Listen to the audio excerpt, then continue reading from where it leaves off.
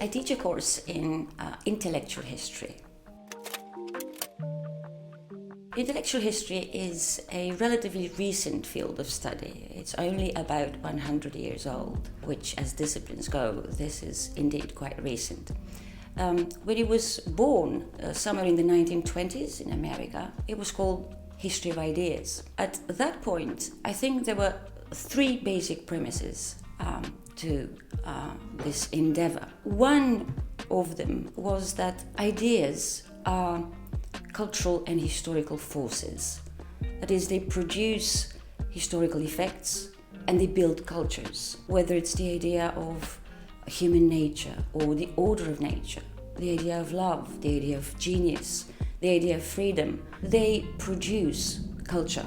That is to say, it's not only, kings and battles, politicians and wars that create things that shape our lives, but this was the initial intuition. It is ideas too, perhaps even more forcefully, more effectively than politicians and kings. A second basic premise was ideas are themselves historical. They have a historical nature. So what the history of ideas aimed to do was trace their development, their shifts, their confluences, and show how their trajectories in time and space create the kinds of cultures that shape the modern world. So in this sense, the history of ideas aimed to offer part of the answer to an essential question, which is who we are, culturally speaking, that is. A third premise of this field was that ideas are essentially interdisciplinary. If you want to understand the idea of love and how it shaped our current understanding of this phenomenon, you need to look at philosophy and literature and theology and science. Also, you don't just look at big texts, canonical authors, but at all forms of expression of human thought, high and low, canonical and non-canonical. Now, intellectual history is an outgrowth, I would say, a more recent outgrowth of the history of ideas. So what I do in this course is also trace, in a way, the history of ideas. Together with my students, we look at the big phases through which the history of ideas went, from its classical age with Lovejoy and the rest, who built this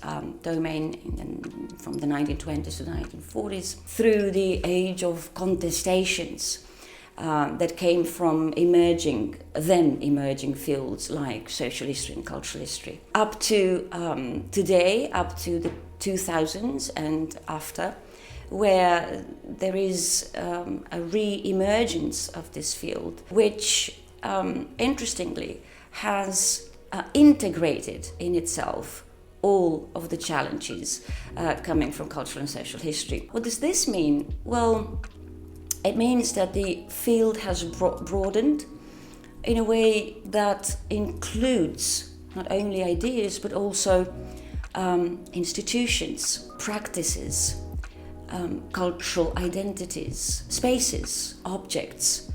All of these things are part of the investigation of the drama of thinking in history, as Lovejoy called it. For example, we're now looking not only at ideas, but all forms of human thinking, at all forms of knowledge, at the rise of disciplines, for example. Whether you want to understand the rise of experimental philosophy in the 17th century by looking not only at scientific tracts, for instance, but also at experimental practices, at spaces where this kind of activity was carried on, at the type of identity that was fashioned by the practitioners, or if you want to understand the rise of English as a discipline in the late 19th century, this is what you'll do. You'll not only look at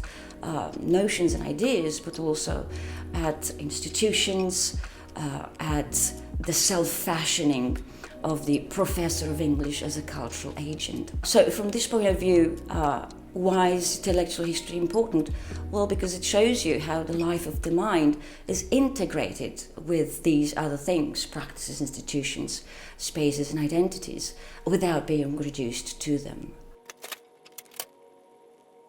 I'd say that this course builds several things. One is a sense of historicity in matters cultural and intellectual. That is, we are training ourselves in asking the question, where does this belief or notion or way of thinking come from? And what were the enabling factors of its emergence? And I think that this is a way of building historical and cultural self-awareness, as well as perhaps a sense of modesty about our own beliefs today, which through this kind of investigation turn out to be neither eternal nor universal. The second thing that I think we're doing here, we're building a sense of explanatory context in matters cultural and intellectual. That is, we learn how to place ideas and notions in larger landscapes of knowledge and understand their function therein. A third thing is that through both our object of study and through our own activities of study and discussion, I think we're building a sense of thinking as a practice and as an activity. There is currently a rather simplistic contrast being drawn between theory and practice. But I say that we need to understand theory, theorizing, the thinking that goes behind the building of ideas and theories as a practice itself. And like all practices, it has its dynamics, it has its successes and failures. It has its straight lines and crooked lines and blind alleys. And like all practices, it produces real effects that build our lives for better or worse.